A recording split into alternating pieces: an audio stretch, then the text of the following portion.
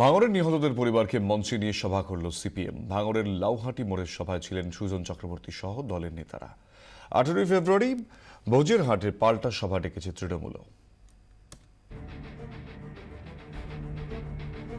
ভাঙড় নিয়ে পথে নেমে গ্রেফতার হয়েছিলেন সিপিএম নেতারা। গ্রামে গিয়ে নিহতদের পরিবারের সঙ্গে আগেই দেখা করেছেন তাঁরা। এবার ভাঙড়ের মাটিতে দাঁড়িয়ে সভা করলেন সুজন চক্রবর্তীরা। জনসভার অনুমতি নিয়ে প্রশাসনের সঙ্গে কয়েকদিন ধরেই টানাপোড়েন চলছিল সিপিএমের। ঘোষিত জায়গা থেকে মঞ্চে সরিয়ে দেওয়া হয়। শেষে লাউহাটি সিনেমা হলের পাশে বক্স বাজিয়ে সভা হয়। ভাঙড়ের সিপিএম দলের নেতা কর্মীরা ছাড়াও সভায় ছিলেন গ্রামবাসীরা, ছিলেন নিহত মফিজুলের বাবা। আমরা রাস্তায় তৈরি হবো, আমরা পিছু পা হবো না। পাওয়ার গিটটা যেখানকার পাওয়ার গিট সেখানে নিয়ে যাও। সভা থেকে সুর চড়ান সিপিএম এর নেতারাও।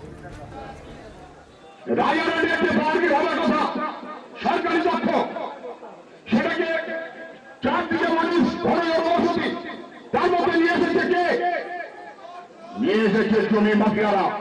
ভারতবর্ষে এই আন্দোলনের বাণী আমরা সরিয়ে দেবো, কারণ যে সুলিঙ্গ আজকে জ্বলে উঠেছে, সেই সুলিঙ্গ গোটা দেশে আগুন জ্বালাবে। নিহতদের পরিবারকে 1.5 লক্ষ টাকা করে আর্থিক সাহায্য করেছে সিপিএম। ভাঙড়ের উন্নয়নের লক্ষ্যে পাল্টা সভা করছে তৃণমূলও। 18 তারিখ ভোজেরহাটে সভা ডেকেছে তৃণমূল যুব কংগ্রেস। উপস্থিত থাকবেন শোভন চট্টোপাধ্যায়, সুব্রত মুখোপাধ্যায় সহ দলের নেতারা। ব্যুরো রিপোর্ট, 24 ঘন্টা।